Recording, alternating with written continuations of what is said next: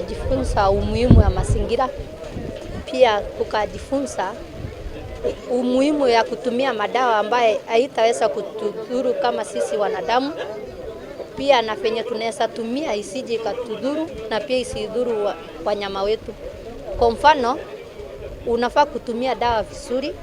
Kama ni kuenda kunyunyuzia kwa shamba, unafaa kuwa una gumboot na mask, na pia unafaa kutumia, usikule hiyo chakula mpaka hiyo masiku ishe. Lengo ni kuhamasisha, kuelimisha wakulima wa hii maeneo.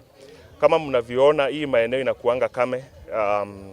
Tumechimba muradi ya borehole iko hapa, na tulikuwa tunataka kuonesha wakulima vile wanaweza tumia hiyo maji chache, hiyo maji kidogo inatoka kwa borehole, watumia kwa manufaa yao. Vile nimesoma, tunalima mashamba yetu na chemicals kutumia vile isivyo, unatumia dawa vile isivyo, na unatumia dawa ile haifai kwa wakati ule unastahili kufanya, na pia unavunja pesa yako bure.